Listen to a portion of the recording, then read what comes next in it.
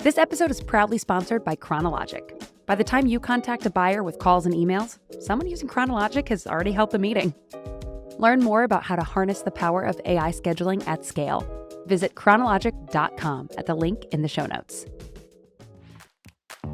We can cut the small talk to get to the real talk based on our shared interests or our like-minded things. Like, I think that's the thing that conversations do, that they cut through sort of like the crap so that you can get to the real talk and the real connection. That's what I love about podcasting. That's what I love about conversation, is that it actually creates human connection at a clip that you can't get in any other marketing channel. I'm Scott Logan, and we're making fun of marketing. Hello, everyone. Welcome to this kind of unique edition of Making Fun of Marketing podcast, because we actually have Rachel, who runs a production company that runs this podcast, and we're going to talk about podcasting. And everyone is curious about it. I was curious about it, so I started one. We'll get into that, of the hows and the whys and all that. Like always, like and subscribe to the channel, and there's more episodes on chronologic.com/podcast. Here we have Rachel, who runs the Share Your Genius podcast. She's going to share some insights on the hows, the whys, and the whats. So we'll open up with the question everyone on the marketing side wants to know, or they've already contemplated this. Should we have a podcast, and why is it worth it? So the answer is you should absolutely have a podcast, but the outcome that Of course you'd say that. Well, you should. Like, if you believe you should have a blog, like, as part of your content stack, then you absolutely should have a podcast. Absolutely. That's a good point. Now, why you do it can vary, and that why can determine the production value and effort and investment you put into it. So those are my caveats, but you absolutely should have a podcast, especially in the age of AI, and especially in this deep-rooted desire for people to understand more about your brand on a human level. You've got to have a point of voice, is the way that I think about that. Interesting. Yep. And to the blog point, when's the last time that I actually went and read someone's blog versus when's the last time I listened to a podcast episode?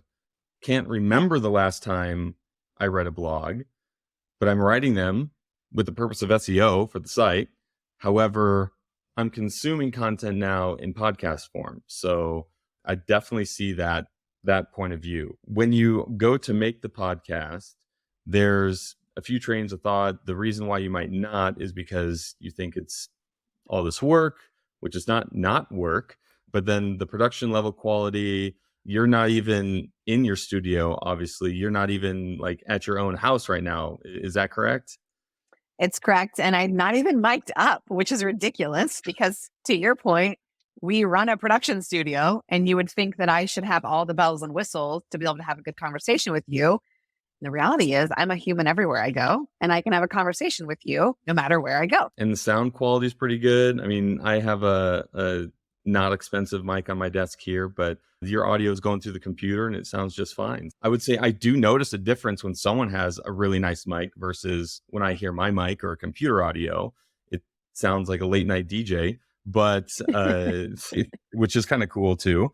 However, I also don't think that it's really needed to have a big elaborate setup. But of the customers of yours who run podcasts through yours, how many have an elaborate setup versus not? So we definitely recommend that you have a professional quality mic so that you can capture a more rich sound. And it makes you look more professional. It builds that credibility as like a podcast host, things like that. So all of our clients have a setup, which is why we're making fun of me and the fact that I do not have a setup in front of me right now. And I actually should, but you can still get good quality sound on the go too.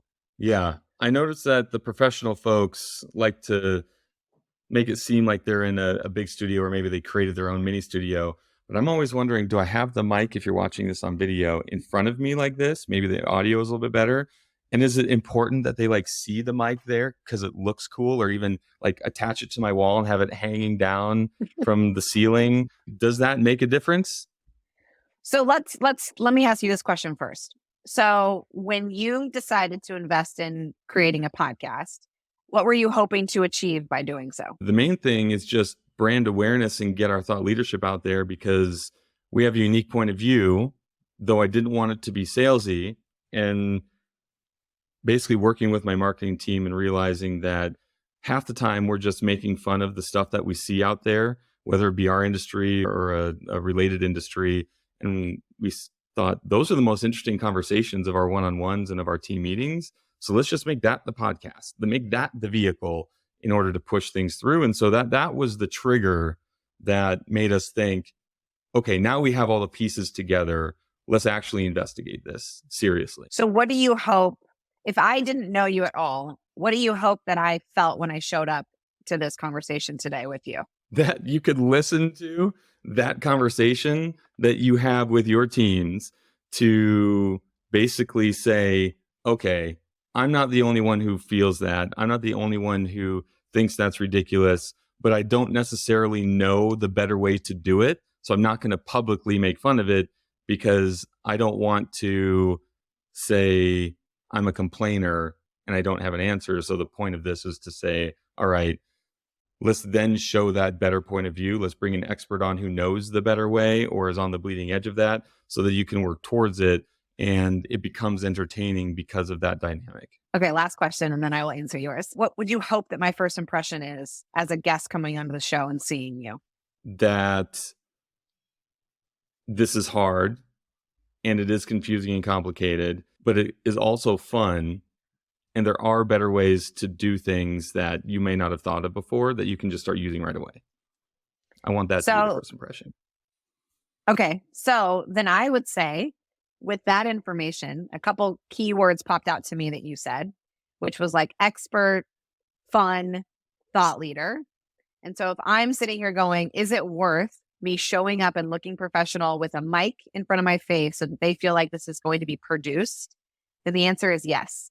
Because I want them as my guest, as my listener, as my audience to know that you took enough time to be prepared with a good setup so that our conversation on your side is always going to be good. They know that I'm going to get this produced. So this isn't just like a cover for a sales conversation. You see what I'm saying? And then I take myself seriously, but I'm still willing to have fun with you. So my mic's not in my face, like I'm bumping into it. I don't have like all this headset on. So I'm approachable in the way that we're producing this content together. But I took enough time to invest in a mic, invest in a professional looking setup. So I would say, to answer your question then, you should, as a host, think about that first impression that your guest is going to have when you invite them into your quote unquote studio, virtual or not. Interesting. Yep. That makes sense. It was also kind of happenstance or coincidence, or if you think there are no such things as coincidences, my office quote unquote studio is actually paneled with Mel Brooks movies, or three of my favorite Mel Brooks movies, which he's, the king of satire. And I think maybe that's just my personality and everything aligns to that. But you could even go that far as far as like, what is your background? What's your scenery? What are you in a studio? Or are you just in your work world? Where is it? Because I think I even saw a post on LinkedIn the other day where it's like, what ads are working right now on LinkedIn, on any social media channel?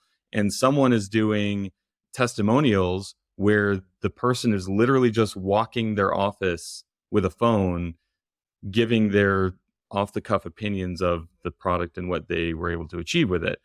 And they broke it down and said, there's movement to keep it interesting. She's just walking through her office. So it seems like, oh, I can relate to that because I walk in the front door of my office every day. I'm not in a studio.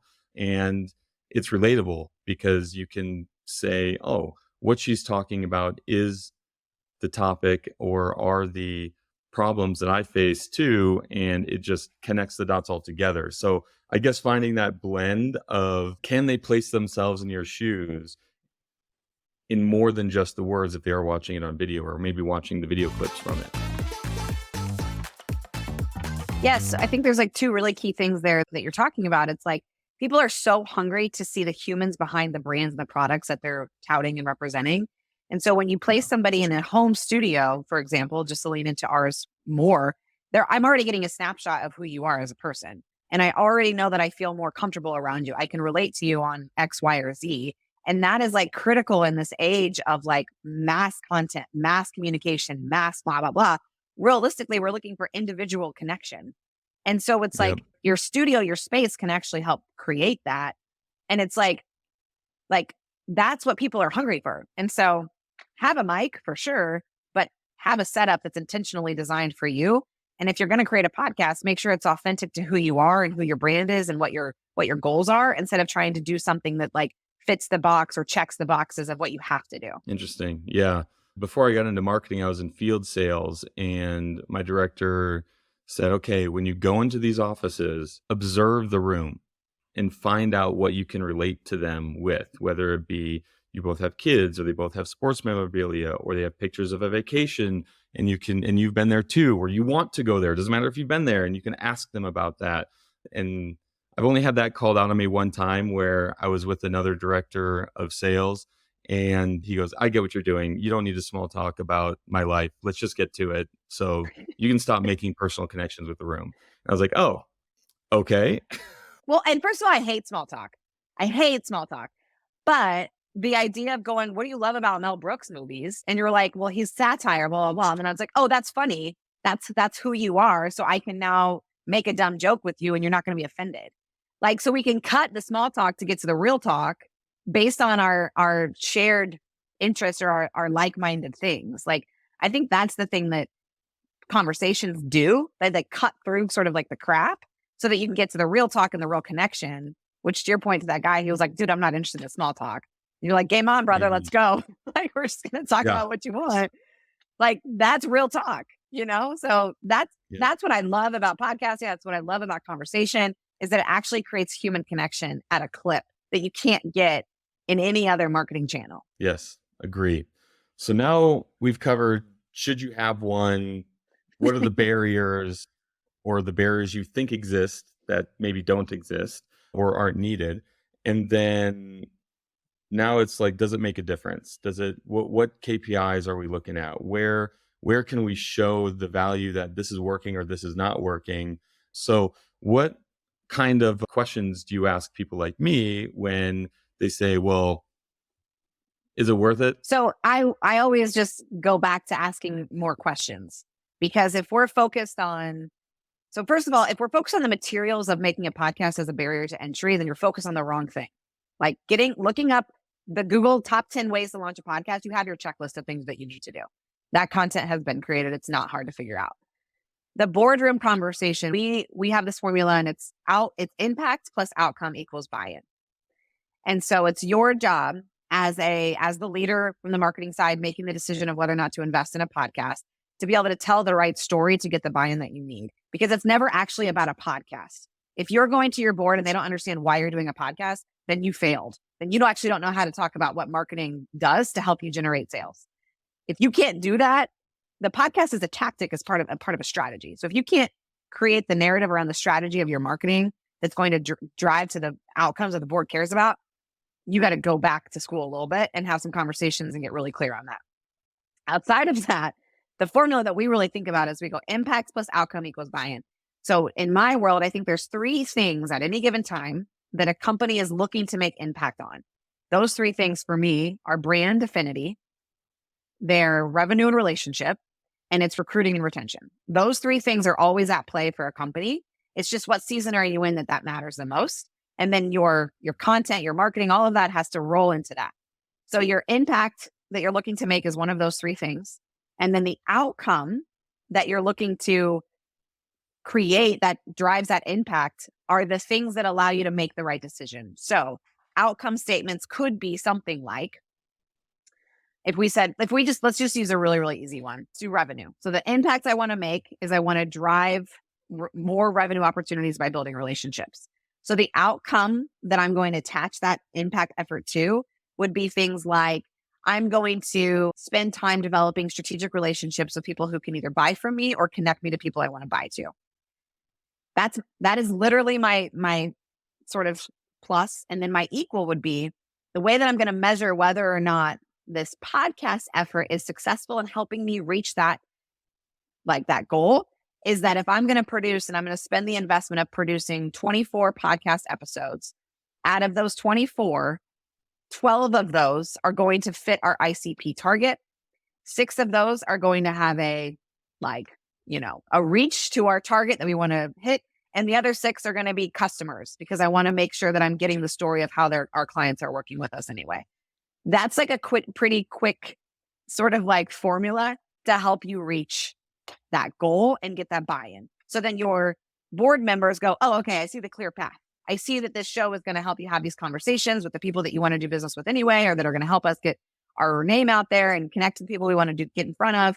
That's going to help us drive revenue and relationships. You see what I'm saying? Yep. A much better answer than, well, our competitors have podcasts too. Like, who cares?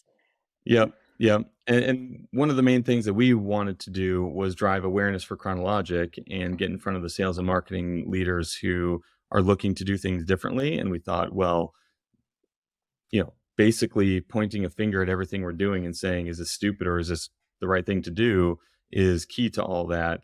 And we just reviewed our website metrics yesterday with my CEO, and about 6 to 7% of all website traffic after only a quarter of this podcast production is sourced from the podcast, going to the podcast page, going to different episode pages.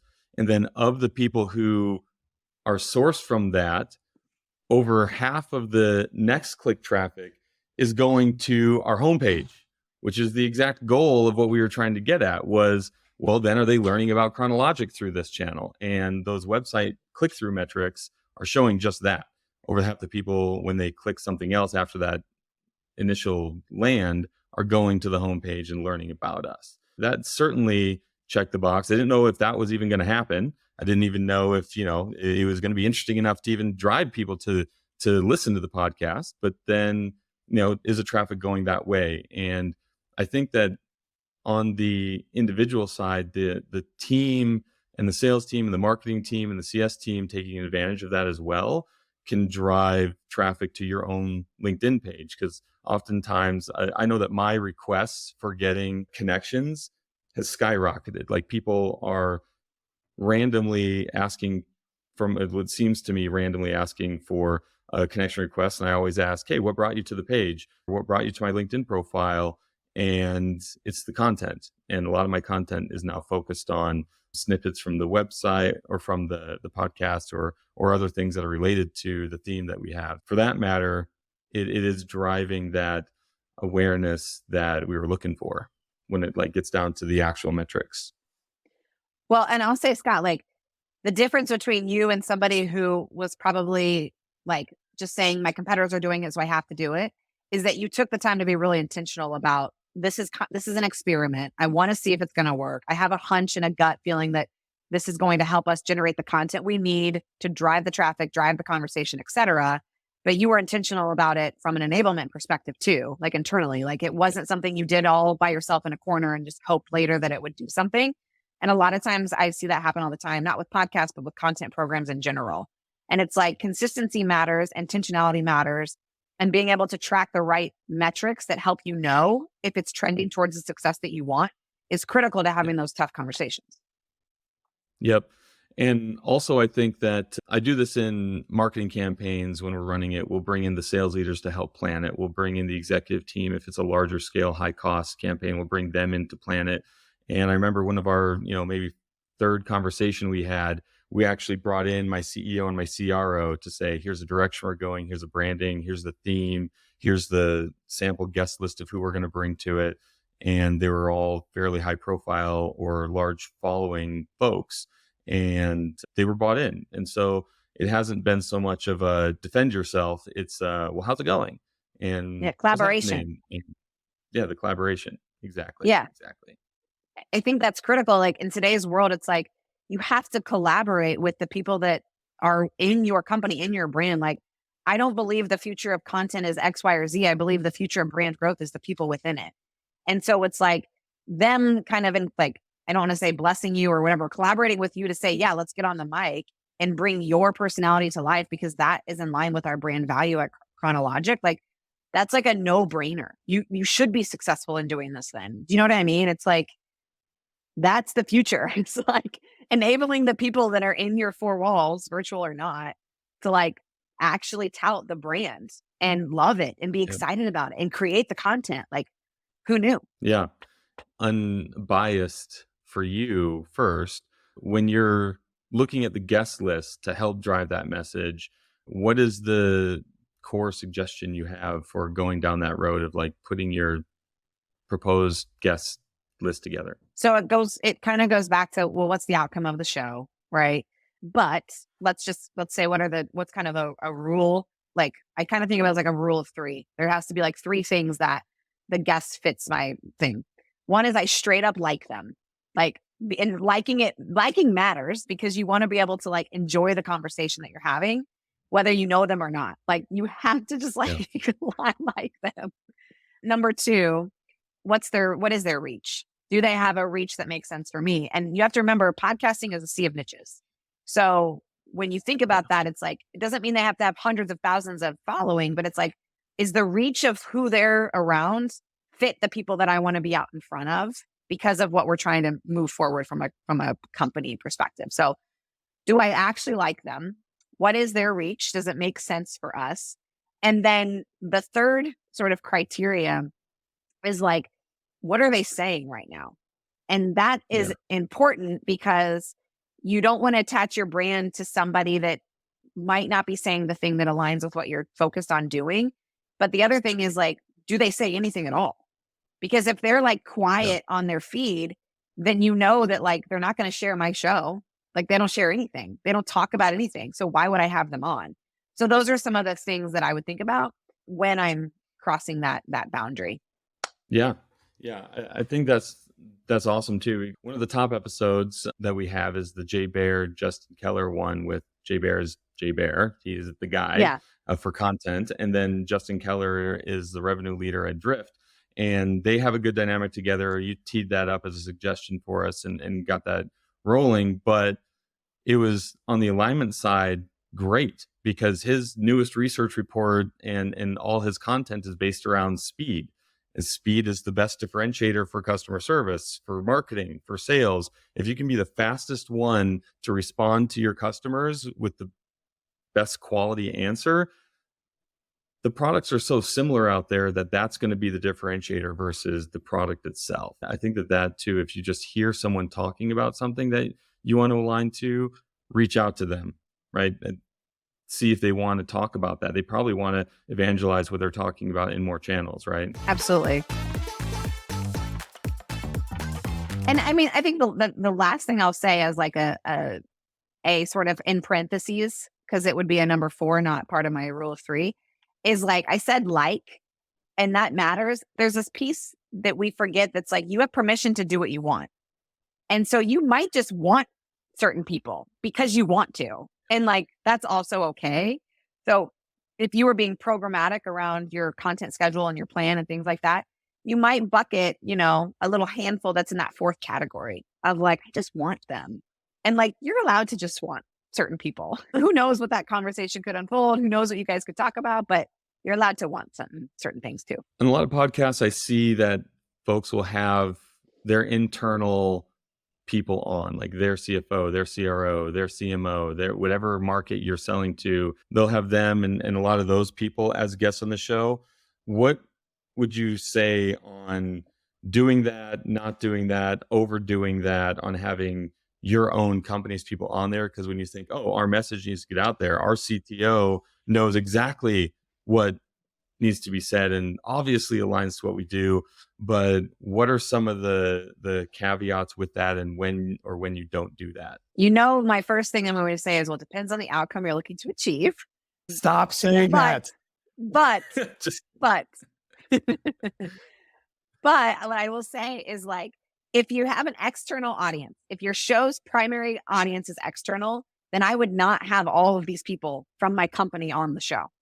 If your audience is internal, meaning you want people, again, to like understand your company and who the people are and what you guys care about, absolutely have everybody on your company interview. You should totally do that. Capture the stories of the people. Yeah. But if you have an external audience and you're filling up your guest list with all of these people internally, I would be like, are my internal people like freaking rock stars? Are they so charismatic? Are they super engaging? Do they tell amazing stories?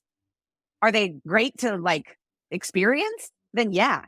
But I'm not going to lie. Most of the time, that's not the case. Most of the time, they're in their lane and doing the thing they need to be doing. And you don't need to spend time with them on the mic.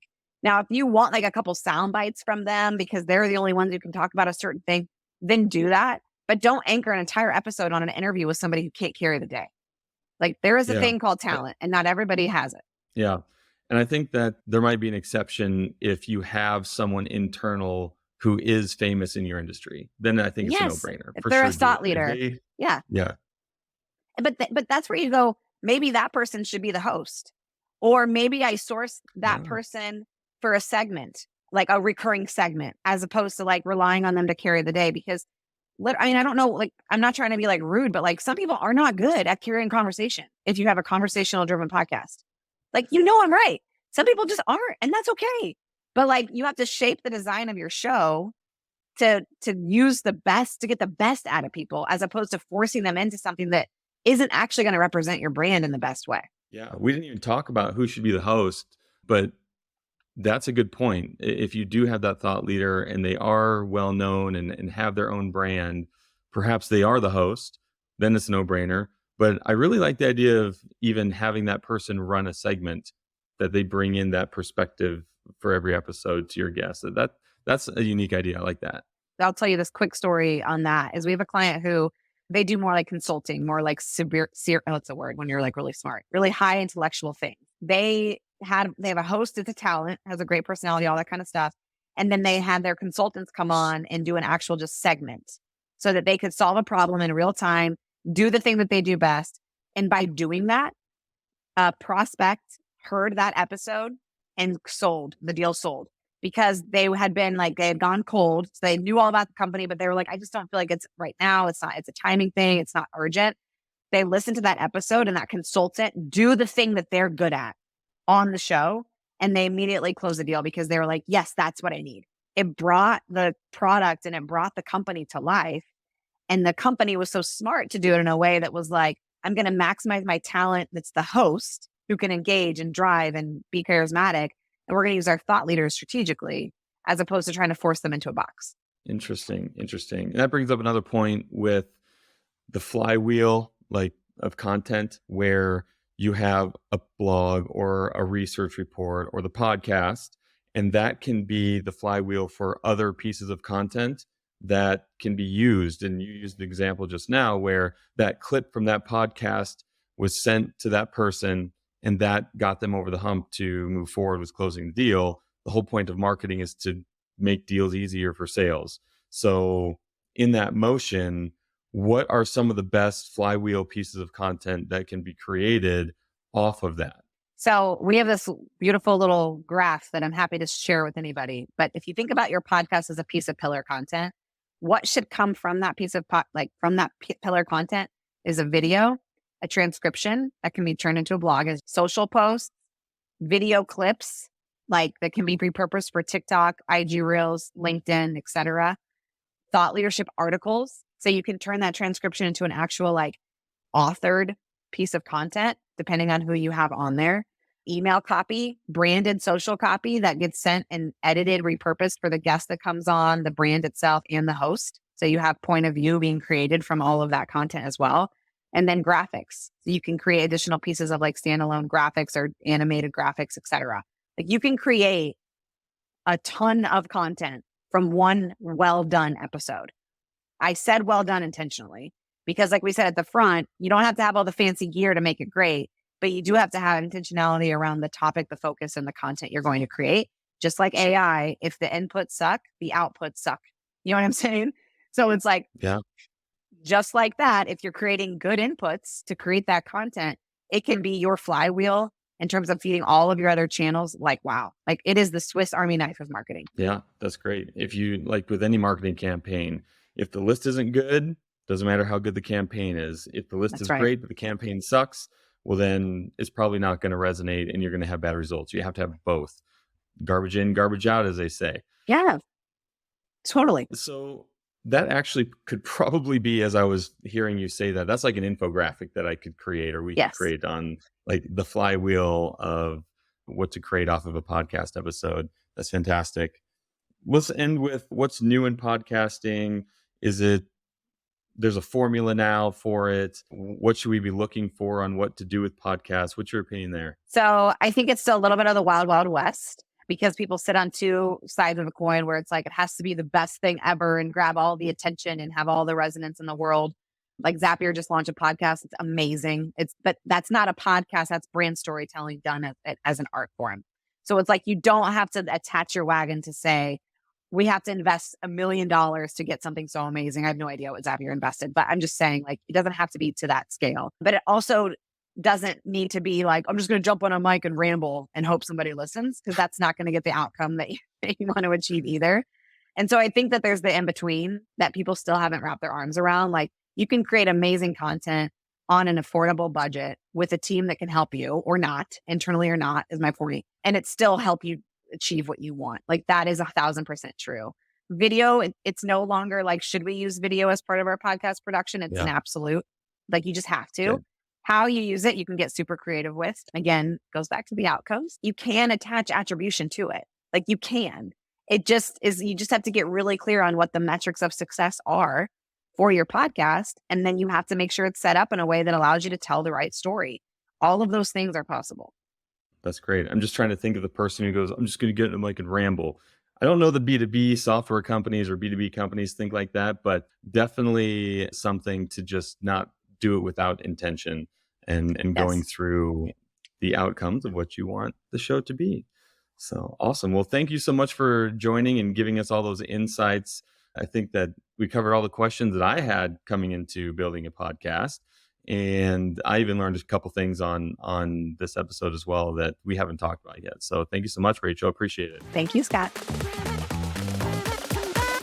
Awesome. Well, if you like this episode, you can learn more at chronologic.com/podcast. You mentioned the Zapier podcast is like the premium example. I'm definitely going to go check that out. They also labeled us in a recent post they made of the best scheduling software for following up with leads. So I'll give that little plug as well for Chronologic while we're at it. And I'll see you next time. Thanks, everyone. Hopefully this was a bright spot in your day. You can go ahead and listen to more episodes at chronologic.com/podcast and give us a 5-star review and subscribe if you just want to hear more and get it fed to you. Thank you. Have a great day, everyone.